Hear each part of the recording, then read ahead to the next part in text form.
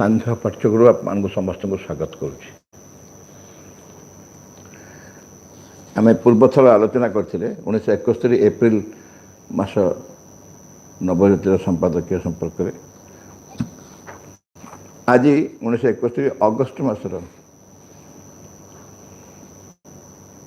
नवज्योतिर संपादकीय आलोचना करवा। जातीय संकटर संधिक्षण, जातीय संकटर संधिक्षण। आम मैंने बारंबार एक कथा घोषणा करुचु जे भारतवर्ष एक शक्ति, ज्ञान और आलोक। श्री अरविंद कहते प्रपति आलोचना भितर आम बराबर एक पढ़ी पढ़ी के आसनी बहुत जगह। यह एक शक्ति, भारतवर्ष एक शक्ति, एक ज्ञान, एक आलोक। जाति हिसाब से भारत एक निजस्व धारा अच्छी, प्रतिभा अच्छी, महिमा अच्छी। को प्रकार देश ये जाति मैंने ब्राह्मणकरण जाति नुह। देशर जो जाति विभाग करा जाए, भारतर निजस्व एक धारा, निजस्व एक प्रतिभा, निजस्व एक महिमा अच्छी। भारतर यही अंतर्निहित शक्ति, सामर्थ्य, ज्ञानर विकास ही बर्तमान आवश्यक। अति स्पष्ट भाव सब कथा कहुचे भारतर अंतर्निहित शक्ति, तार सामर्थ्य, जो ज्ञान अच्छी, एटा को जदि आम आलोचना करुचु भी अधिकांश लोग बुझीपार। भारत गोटे देश, तार कौन ज्ञान, तार कौन शक्ति। श्री अरविंद किंतु कौन कहले, तुम मैंने भारत गोटे माटी गोड़ी भूखंड बोली भावुच, मुझे जाने से मो निज माँ, मो निज माँ बोली कहते श्री अरविंद। ये कौन माँ माने गोटे शरीर धारण कर माँ नहले माँ माने से चेतना ही मातृ चेतना, तार भारत माता। केड़े सुंदर दुर्गा स्तोत्र वर्णना कर माता दुर्गे बोली आख्या देते। भारतवर्ष जोगण तोर मंदिर आसीन प्रार्थना करुचु, शुण माता यही भारतवर्ष आविर्भूत हो, प्रकाश हो। भारतवर्ष को दुर्गा संगे प्रार्थना कर। आमर जातीय दृष्टिकोण एक दिगरे, यही दिगरे परिवर्तित जेपर्यंत न हो, बर्तमान संकट आहरी गभीरतर और गुरुतर हो चलो। आम जातीय दृष्टिकोण, आम देशर जातीय दृष्टिकोण यही दिगरे जदि परिवर्तित न हो, जेपर्यंत न हो, बर्तमान जो संकट से आहरी गभीर हम, आहरी गुरुतर हम। जहाँ आत्मार अभिप्रेत, अभिप्रेत माने सिद्धांत, जहाँ आत्मार सिद्धांत भगवत निर्दिष्ट, ताहा मानविक मूर्खता, बाधाविघ्न और अज्ञानता सत्वे घटवा सुनिश्चित। जदि आत्मा सिद्धांत कर सारी, मानवतार मनर जावत्य प्रकार मूर्खामी प्रयोग कर बदल चेष्टा कर, बंद कर चेष्टा कर, कदापि कर। कारण आत्मा सिद्धांत अकाट्य। जहाँ आत्मार अभिप्रेत मान सिद्धांत भगवत निर्दिष्ट, भगवान जहाँ डिसाइड कर स्थिर कर, ताहा मानविक मूर्खता, बाधा विघ्न और अज्ञानता। मानविक मूर्खता कहीं कहूँ ना, मनर सामर्थ्य, मनुष्यर सामर्थ्य एते लिमिट, एते लिमिटेड, एते कम, ताकू नहीं जो जने गर्व करे तार सेटा मूर्खता छड़ा किसी ना। ताकू नहीं जो जने गर्व करे तार निश्चय मूर्खता। से कहूँ यह मानविक मूर्खता, बाधा विघ्न और अज्ञानता सत्वे घटवा सुनिश्चित। जेते विरोध करू मनुष्यर मन, जेते बाधा सृष्टि करूँ, किंतु आत्मार अभिप्रेत भगवत निर्दिष्ट जहाँ निश्चय घटव। यही है भारतर अंतर्द्वंद्व। तार अंतरात्मार डाक एक दिगरे, बहिर्मुखी सत्तार क्रियाकलाप अन्य दिगरे। भारतवर्ष अंतर्द्वंद्व कौन ना, तार गोटे आत्मा अच्छी। प्रभु लिखिं आम देश गोटे आत्मा अच्छी, तार जो अंतरात्मा तार डाक गोटे दिगरे, से गोटे निर्दिष्ट भूमिकार भारतवर्ष अच्छी। समग्र विश्व को मार्ग देखेब, गुरु ऑफ द वर्ल्ड।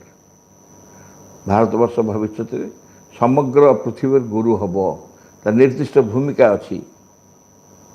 एवं से अंतरात्मा डाक गोटे दिगरे, बहिर्मुखी सत्तार क्रियाकलाप अन्य दिगरे।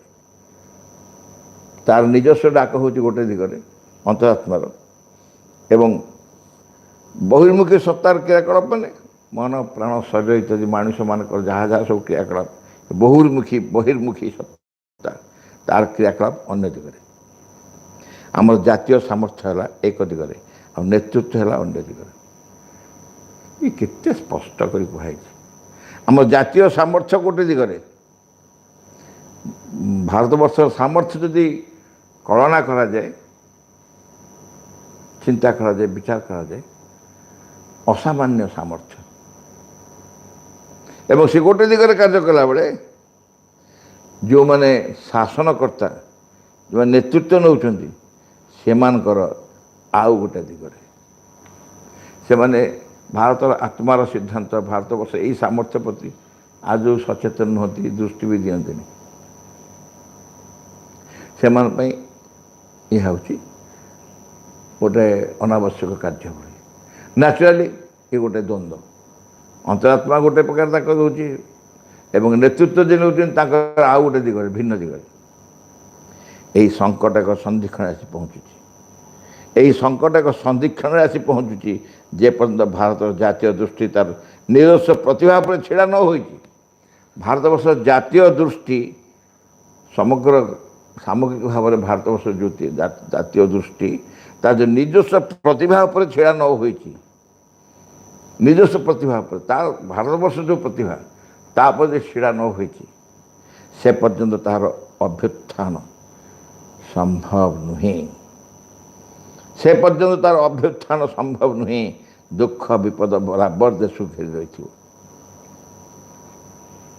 तेणु जो मैंने नेतृत्व नौकरी से स्वीकार न करती से धारा निजक परिचालित न करती परिवर्तित न करती देशर अंतरात्मार सिद्धांत को सम्मान न जानती न जनाती सम्मान देशर अंतरात्मार डाक को ताले कौन हम ना भारतर अभ्युत्थान संभव हम नहीं दुख विपद बराबर देश को घेरी रही दुख विपद बराबर देश को घेरी रही केवल भारतवर्ष नुहे समग्र पृथ्वी गोटे घोर दुर्गतिर सम्मुखीन हो खाली भारतवर्ष नुहे दुर्गति खाली भारतवर्ष नुहे भारतवर्ष जदि परिवर्तन हो तार समाधान हो पृथ्वी समाधान हो आम शास्त्र नहीं जहाँ नहीं भारत जहाँ नहीं भारत अर्थात भारतवर्ष जहाँ नहीं पृथ्वी जहाँ नहीं आ भारतवर्ष जदि शांति आसीगला आनंद आसीगला आलोक आसीगला पृथ्वी भी आस केवल भारतवर्ष ही मार्ग देखी पार बाट देखी पार समग्र पृथ्वी गोटे घोर दुर्गतिर सम्मुखीन होती विषय आलोचना करने आम निम्नलिखित विषय प्रति दृष्टिपात करवा नंबर 1 वर्तमान मुहूर्तटी मानव जातिर एक भाग्य परिवर्तन बेल वर्तमान कौन एक वर्तमान मुहूर्तटी मानव जातिर एक भाग्य परिवर्तन बेल 2 यह एक घोर विपर्य और विध्वंसर बेल प्रथमटी कौन कहले प्रथमटी कहले वर्तमान मुहूर्तटी मानव जातिर एक भाग्य परिवर्तन बेल द्वितीय है यह एक घोर विपर्य और विध्वंसर बेल कॉन्ट्राडिक्टरी ना परस्पर विरोध कथा कहते दीटा यहाँ भाग्य परिवर्तन बेल ध्वंसर भी बेल विध्वंसर बेल 3 यह एक नव सृष्टिर काल एवं शेष 4 यही नूतन सृष्टि प्रतिष्ठा भारत ही नेतृत्व नेब और नव मानव समाजर द्वार उद्घाटन कर बुझे कि नहीं 4टी कथा प्रथम है भाग्य परिवर्तन द्वितीय है विध्वंस विपर्य विध्वंस तृतीय है नव सृष्टि चतुर्थ है भारत नेतृत्व नव नव मानव समाजर द्वार उद्घाटन कर आलोचना करवा प्रथमतः एक कथा कहवा अनावश्यक जे वर्तमान मानव जाति को गुरुतर परिवर्तन मध्य दे गति कर विषय भिन्न भिन्न समय गत केते आलोचना चक्र आम सुदीर्घ आलोचना कर व्यापक आलोचना कर आउ थे प्रपत्ति ये कहते एक कथा कहवा अनावश्यक जे वर्तमान मानव जाति को गुरुतर परिवर्तन मध्य दे गति कर यही परिवर्तन आंशिक नुहे अच्छा गुरुतर परिवर्तन आंशिक केमती हम सामान्य परिवर्तन नुह यह आंशिक नुहे ପାକ୍ଷିକ ନୁହେଁ, ସାମଗ୍ରିକ, ପୂର୍ଣ୍ଣାଙ୍ଗ ଏବଂ ସାମଗ୍ରିକ ପରିବର୍ତ୍ତନ। ମାନବ ଜାତି, ସମଗ୍ର ମାନବ ଜାତି এই ଗୁରୁତ୍ୱ ପରିବର୍ତ୍ତନ ଦେଇ ଗତି କରୁଛି। ପରିବର୍ତ୍ତନର ଧାରା ଏପରି ବ୍ୟାପକ ଯେ ଏହା ଯେପରି ସୃଷ୍ଟିର ମୂଳ ତତ୍ତ୍ୱ ସତ୍ୟ ଓ ଭୂମିକୁ ସ୍ପର୍ଶ କରୁଛି। କାରଣ କେଉଁଠୁ ପରିବର୍ତ୍ତନ ହେବ? ଉପରେ ପରିବର୍ତ୍ତନ ହେବନି, ଉପରୁ କିଛି ପରିବର୍ତ୍ତନ ନାହିଁ, ପୁରା ଭିତ୍ତିଭୂମି ପାଖରୁ ପରିବର୍ତ୍ତନ କରାହେବ। ତା ନହେଲେ କ'ଣ ହେବ ନା ଭୁଷୁଡ଼ି ପଡ଼ିବ, ସୃଷ୍ଟି ଭୁଷୁଡ଼ି ପଡ଼ିବ। ଗୋଟେ ଚାଳ ଘର ତିଆରି ହେଇଛି, ଆମେ ଚାଳ ଘରକୁ ଭାଙ୍ଗିକି କୋଠା ଘର କରିବା। ସେ ଚାଳ ଘରର ଫାଉଣ୍ଡେସନ୍ ଉପରେ କୋଠା ଘର କରିହେବନି। ଫାଉଣ୍ଡେସନ୍ ମଧ୍ୟ ଭିତ୍ତିଭୂମି ତାକୁ ମଧ୍ୟ ବଦଳାଇବାକୁ ପଡ଼ିବ, ତାହେଲେ କୋଠା ଘର ଠିଆ ହେଇପାରିବନି। ଯେଉଁ ନୂତନ ମାନବ ଜାତି ସ୍ୱପ୍ନ ଦେଖାହେଉଛି, ପୁରାତନ ଜାତିର ଫାଉଣ୍ଡେସନ୍ ଉପରେ ନୂତନ ମାନବ ଜାତି ଠିଆ ହେଇପାରିବନି। ସେଥିପାଇଁ ପୁରା ସମ୍ପୂର୍ଣ୍ଣ ମୂଳ ତତ୍ତ୍ୱ ସତ୍ୟ ଓ ଭୂମିକୁ ସ୍ପର୍ଶ କରୁଛି, ସେଠୁ ପରିବର୍ତ୍ତନ ହେବ। ବାହାରେ ଯେଉଁ ଚରମ ବିକ୍ଷୋଭ, ବିପର୍ଯ୍ୟୟ ଓ ଅସ୍ଥିରତା ଦେଖାଦେଇଛି, ତାହାକୁ ମୂଳ ସତ୍ୟର ଅପସାରଣ ଏବଂ ନୂତନ ସତ୍ୟର ଅବତରଣ ଯୋଗୁଁ ଘଟୁଛି। ଯେଉଁ ସତ୍ୟ ଉପରେ ଠିଆ ହେଇଥିଲା ସେ ସତ୍ୟକୁ ଅପସାରଣ କରି ନିଆହେଉଛି, ଆଉ ଗୋଟେ ନୂତନ ସତ୍ୟ ଅବତରଣ କରୁଛି। ସେଇଥିପାଇଁ ଯେଉଁ ବିପର୍ଯ୍ୟୟ ଦେଖାଯାଉଛି, ଗୋଟାଏ ଏପର୍ଯ୍ୟନ୍ତ ସମ୍ପୂର୍ଣ୍ଣ ନାଶ ହେଇନାହିଁ, ଆସ୍ତେ ଆସ୍ତେ ଅପସାରଣ କରାହେଉଛି। ଆଉ ଗୋଟେ ସମ୍ପୂର୍ଣ୍ଣ ଆସିନାହିଁ, ଧୀରେ ଧୀରେ ଧୀରେ ଧୀରେ ଅବତରଣ କରୁଛି। এই ସମୟର ଅବସ୍ଥା ବର୍ତ୍ତମାନ এইটা ହେଉଛି ଗୋଟେ ବିପର୍ଯ୍ୟୟ, ଚରମ ବିକ୍ଷୋଭ ବିପର୍ଯ୍ୟୟ। ବାହାରେ ଯାହା ଘଟେ ତାହାର ବିଶେଷ କୌଣସି ମୂଲ୍ୟ ନାହିଁ, ମୂଲ୍ୟ ନଥାଏ ଯଦି ତା ଆନ୍ତର ସତ୍ୟକୁ ପର୍ଯ୍ୟବେସିତ ନ କରେ। ବାହାରର ଘଟଣାର ବିଶେଷ ମୂଲ୍ୟ ନାହିଁ ଯଦି ସେ ଅନ୍ତରକୁ ସ୍ପର୍ଶ ନ କରେ। ଜଣେ ବ୍ୟକ୍ତି ଖୁବ୍ ସୁନ୍ଦର ବେଶପଟା ହେଇ ଆସିଛନ୍ତି, ଆଉ ଖୁବ୍ ସୁନ୍ଦର ତାଙ୍କର ଟୋଟାଲ୍ ଉପସ୍ଥିତିଟା ଗୋଟେ ସୌନ୍ଦର୍ଯ୍ୟପୂର୍ଣ୍ଣ ହେଇଛି ସବୁ, କିନ୍ତୁ କଥା କହିଲା ବେଳେ ବା ତାଙ୍କ ଫିଲିଙ୍ଗସ୍, ତାଙ୍କର ଉପସ୍ଥିତି ଗୋଟେ ବିରକ୍ତିକର ଲାଗୁଛି। ସେ ଭିତରେ କ୍ୟାରି କରିଛନ୍ତି ଅତ୍ୟନ୍ତ ସବୁ ମଇଳା ସବୁ କିଛି ଧରିକି ଭିତରେ ଆସିଛନ୍ତି। ମହିଳାମାନେ ଗୋଟେ ଚେତନାର ନିମ୍ନ ସ୍ତରର ବସ୍ତୁ ସବୁ ଅନ୍ତର ଭିତରେ ଧରିଛନ୍ତି। ତା ଭାଇବ୍ରେସନ୍ ଫଳରେ ତାଙ୍କର ବାହାର ରୂପ ଯେତେ ସୁନ୍ଦର ଥିଲେ ମଧ୍ୟ ପରିବେଶରେ ଗୋଟାଏ ଅତ୍ୟନ୍ତ ନିମ୍ନମାନର ପରିବେଶ ସୃଷ୍ଟି କରୁଛି। ସେଥିପାଇଁ ତାହା ଯଦି ଅନ୍ତର ସତ୍ୟକୁ ପର୍ଯ୍ୟବେସିତ ନ କରେ, ତାହେଲେ এই ବାହାରେ ଯାହା ଯାହା ତାର ବିଶେଷ କୌଣସି ମୂଲ୍ୟ ନାହିଁ। ବାହାରେ ଯାହା ଯାହା ଘଟେ ତାର କିଛି ମୂଲ୍ୟ ନାହିଁ। ଭିତର ସତ୍ୟକୁ ସେ ପର୍ଯ୍ୟବେସିତ କରିବା ଦରକାର।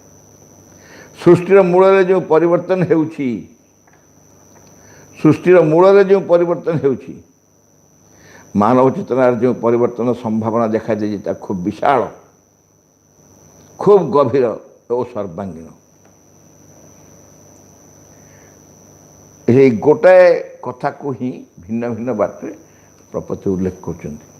ସୃଷ୍ଟିର ମୂଳରେ ଯେଉଁ ପରିବର୍ତ୍ତନ ହେଉଛି, ଏକଦମ ଆମୂଳଚୂଳ ପରିବର୍ତ୍ତନ ହେବ ନା, ତଳୁ ଆରମ୍ଭ ହେବ ପରିବର୍ତ୍ତନ।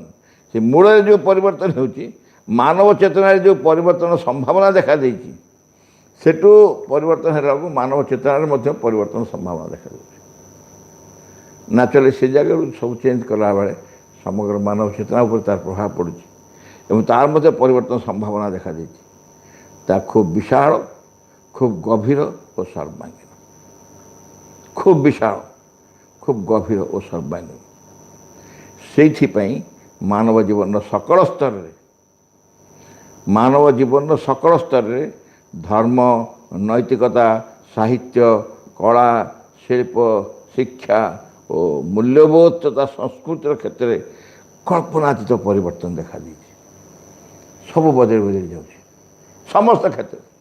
ଯେଉଁ ପ୍ରଚଳିତ ବହୁତ ଗୁରୁତ୍ୱପୂର୍ଣ୍ଣ, ଏସବୁ ଗୁରୁତ୍ୱପୂର୍ଣ୍ଣ କ୍ଷେତ୍ର ସମାଜରେ, ଗୋଟେ ଧର୍ମ, ଗୋଟେ ନୈତିକତା, ସାହିତ୍ୟ, କଳା, ଶିଳ୍ପ, ଶିକ୍ଷା ଏବଂ ମୂଲ୍ୟବୋଧ, ଯେ ଭ୍ୟାଲ୍ୟୁ ଆମ ଜୀବନରେ ଆମର ମୂଲ୍ୟବୋଧ ମନୁଷ୍ୟର, ଆଉ ସଂସ୍କୃତି କ୍ଷେତ୍ରରେ ମଧ୍ୟ କଳ୍ପନାତୀତ ପରିବର୍ତ୍ତନ ଦେଖାଦେଇଛି। ଆମେ କଳ୍ପନା କରିପାରିବା ଏତେ ପରିବର୍ତ୍ତନ ହେଇ ଚାଲିଛି ଏବଂ ଦୁଇଟି ଦିଗରୁ କ୍ରିୟା ହେଉଛି। ପ୍ରପତି ଲେଖୁଛନ୍ତି ଦୁଇଟି ଦିଗରୁ କ୍ରିୟା ଚାଲିଛି। ঊর্ধ্বতନ ସତ୍ୟ ଜ୍ଞାନ ଆଲୋକ ଶକ୍ତି ଯେପରି ଚାପ ଦେଉଛି, ଅଧସ୍ତନ ଅଜ୍ଞାନତା ମୂର୍ଖତା ପାଶବିକତା ଅଚେତନା ତଥା ଅବଚେତନାର ପ୍ରତ୍ୟୟ ଓ ଅଚିନ୍ତନୀୟ କ୍ରିୟା ମଧ୍ୟ ସେହିପରି ଦେଖାଦେଇଛି। ବୁଝି ହେଉଛି? এই କଥା ହିଁ ବର୍ତ୍ତମାନର ସମସ୍ୟା। ঊର୍ଦ୍ଧ୍ୱରୁ ସତ୍ୟ ଜ୍ଞାନ ଆଲୋକ ଶକ୍ତି ଚାପ ଦେଉଛି, ଏଠି ଆସି ପ୍ରକାଶିତ ହେବେ। ଏଠି ପ୍ରକାଶିତ ହେବେ ଅତିମାନ ସତ୍ୟ ଏମାନେ ସବୁ ନେଇ ପ୍ରକାଶ ହେବେ ଏଠି। ଏବଂ ଠିକ୍ ସେମିତି ଅଧସ୍ଥ ନିମ୍ନରୁ ଅଜ୍ଞାନତା ମୂର୍ଖତା ପାଶବିକତା ଅଚେତନା ତଥା ଅବଚେତନା ତା'ର ପ୍ରତ୍ୟୟ ଓ ଅଚିନ୍ତନୀୟ କ୍ରିୟା ମଧ୍ୟ ସେହିପରି ଦେଖାଯାଇଛି। ଏମାନେ ମଧ୍ୟ ଖୁବ୍ ବେଶୀ ଆକ୍ଟିଭ୍ ବର୍ତ୍ତମାନ। ଏମାନେ ବି ବହୁତ ସକ୍ରିୟ, ଉପରୁ ମଧ୍ୟ ଅବତରଣ ବି ସେମିତି ବହୁତ ବେଶୀ ଚାପ।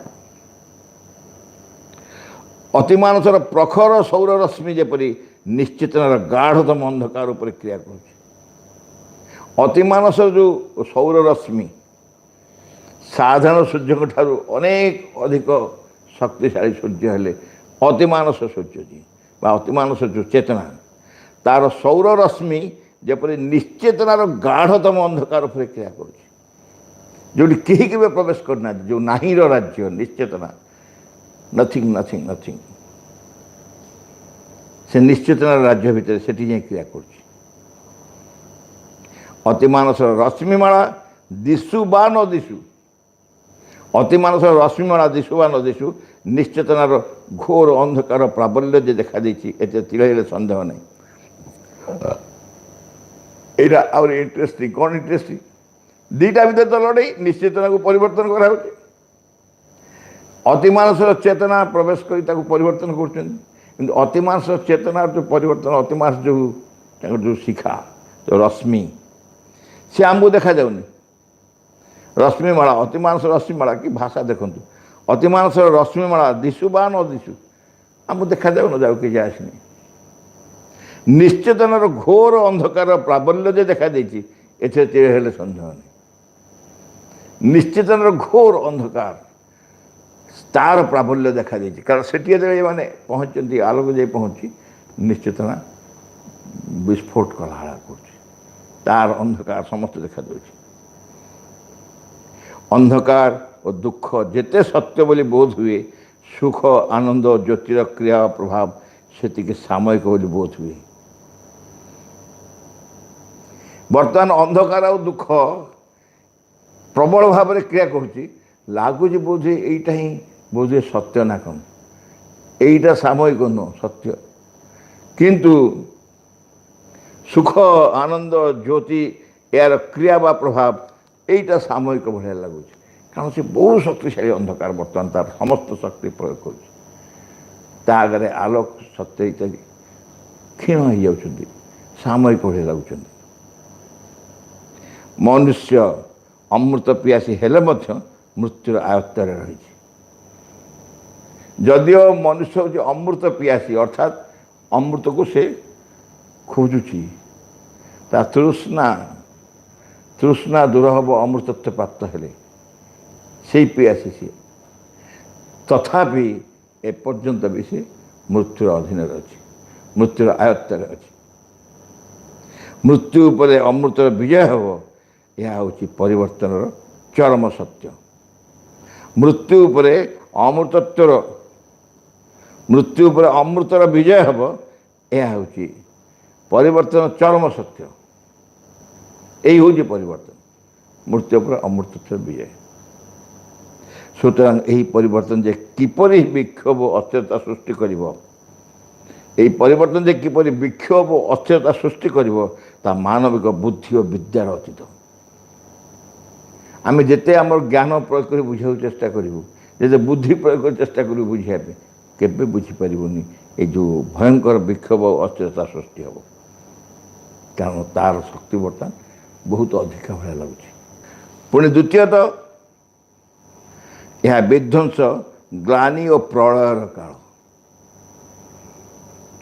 ସମଗ୍ର ସମୟଟାକୁ ଖିନଭିନ କରି ପ୍ରପତି ଷ୍ଟଡି କରୁଛନ୍ତି, ସମଗ୍ର ସମୟଟାକୁ ଅତି ଖିନଭିନ କରି ପ୍ରପତି ଆଲୋଚନା କରୁଛନ୍ତି। ଏହା ବିଧ୍ୱଂସ ଗ୍ଲାନି ଓ ପ୍ରଳୟର କାଳ। ବିଧ୍ୱଂସ ଧ୍ୱଂସ ହେବ, ଗ୍ଲାନି ଗୋଟେ ଅତ୍ୟନ୍ତ ନିମ୍ନ, ଗ୍ଲାନି ସମସ୍ତଙ୍କ ଭିତରେ ଗୋଟେ अफसोस एवं प्रलयर काल जो सृष्टिर पर्याय ओल्टी जाए सृष्टिर पर्याय ओल्टी जाए सेटारे कि क्षय क्षति और ध्वंस होता कल्पनातीत से कि क्षय क्षति और ध्वंस होता कल्पनातीत सृष्टिर पर्याय ओल्टी जीव माने वर्तमान सृष्टि जहाँ को बेस कर चली ओल्टी दिहब जदि ओल्टी जाए तो क्षय क्षति ध्वंस कौन जे हम आम कल्पना कर मनुष्य कल्पना कर कि प्रकार क्षय क्षति तार हम जो अतीत अच्छी जहाँ कि मानविक नैतिक धर्मगत विश्वास श्रद्धा भक्ति बोली रही तार गोटाए विलोप साधन आवश्यक है पथ परिष्कार निमित्त आनुषंगिक विशाल व्यापक परिवर्तन निमित्त धरा जाऊ मोर बहुत बड़ योग्यता अच्छे मो डॉक्टरेट करछि डीएससी पीएचडी डीएससी पीएचडी केते कौन करछि एवं समाज में बहुत प्रतिष्ठित मोर ज्ञान गारिमा पर हठात कह ये समस्त तुम छड़े निगला तुम कि ना तुम यू आर जीरो आर कौन तुम कौन साहाय्य करनी सब सब छाड़ दियो फिंगी दियो किसी काम दम तुम एत दिन धरी प्रतिष्ठित समाज में प्रतिष्ठित व्यक्ति आसथिल तुम लगला तुम सांगे सांगे समस्त ज्ञान तुम छड़े निगला केमती लगे जहाँ तुम निर्भर कर बंचुल निजक समस्त निजक कौन प्रतिष्ठित कर तुम छड़े निगला तुम हाथ कहीं या दरकार निहाती प्रपत्ति लिखुंट जो अतीत अच्छी जहाँ कि मानविक मानविकता हूँ अतीत अर्थात मन मन हूँ अतीत नैतिक धर्मगत विश्वास श्रद्धा भक्ति बोली रही नैतिक धारा जो श्रद्धा विश्वास होती ये भक्ति जहाँ रही तार गोटे विलोप साधन आवश्यक से बदलिया दरकार मन माध्यम जहाँ मु सामर्थ्य अर्जन कर विलोप हवा दरकार एवं पथ परिष्कार जो पथ परिष्कार दरकार से आनुषंगिक विशाल व्यापक परिवर्तन निमित्त यह दरकार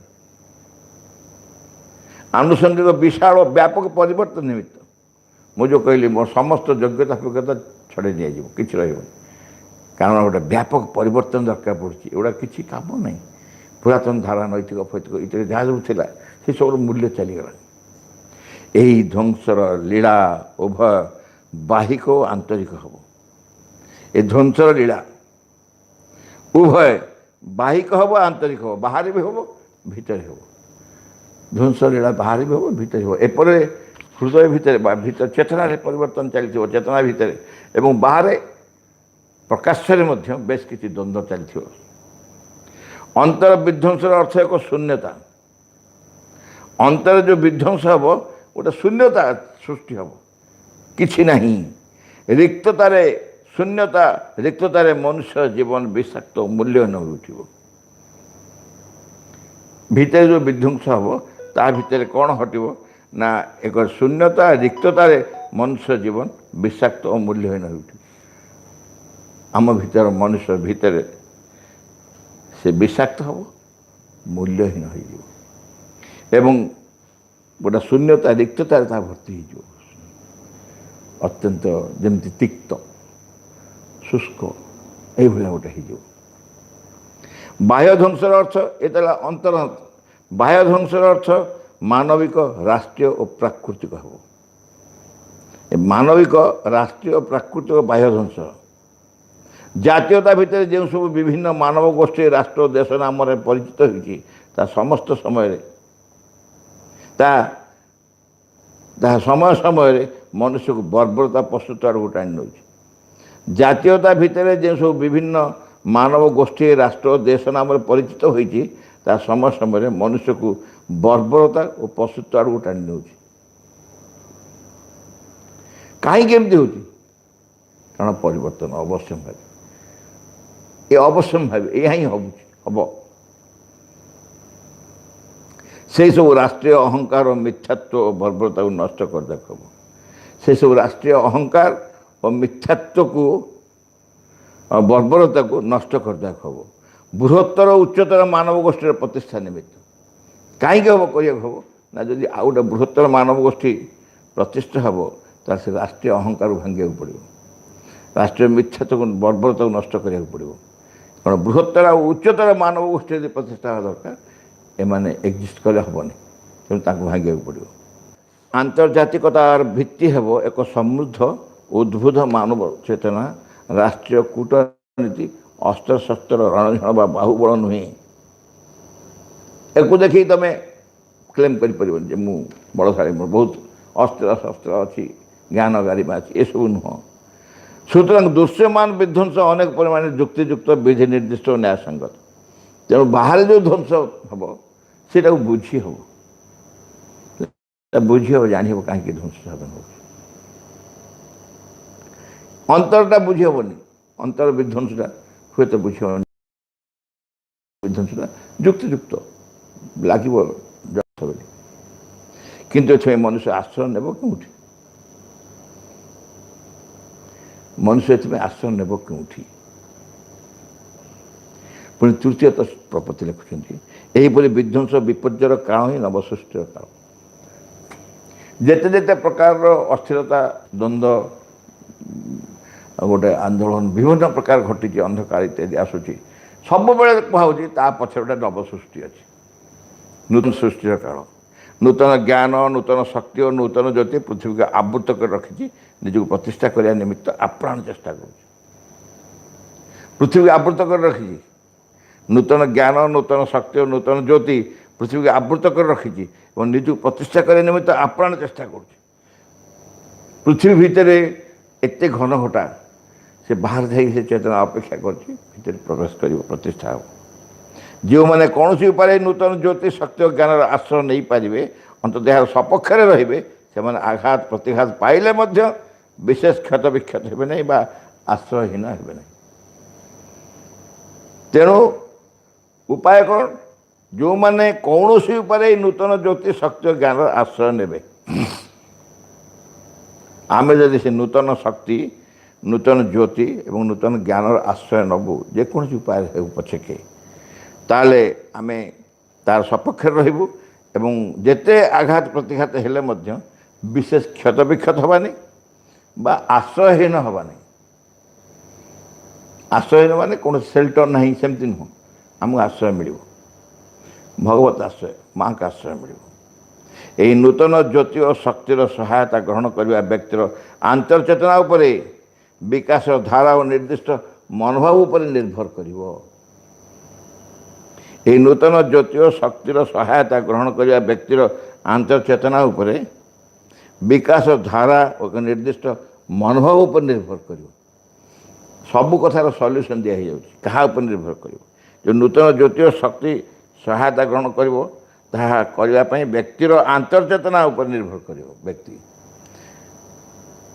विकास धारा को निर्दिष्ट मनोभाव उपर निर्भर करिया पड़ो व्यक्ति निर्दिष्ट मनोभाव उपर एवं विकास धारा उपर निर्भर करिया पड़ो तेबे जेते जेते विक्षोभ अस्थिरता वृद्धि पाइब सेते बेसी परिमाण में मनुष्य समाज को आध्यात्मिक परिवर्तन रूपांतर निमित्त ज्ञात सारे बा अज्ञात सारे व्यग्र हो उठिब यहाँ हूँ सबुठ बड़ कन्सोलेसन बाहर विशृंखला अस्थिरता जिते अधिक बढ़िव सेते बेसी परिमाण में मनुष्य समाज आध्यात्मिक परिवर्तन एवं रूपांतर ज्ञात सारे हो बा अज्ञात सारे हो व्यग्र हो उठिब तमें से गोटे सबुठ अनुकूल समय भाया लगे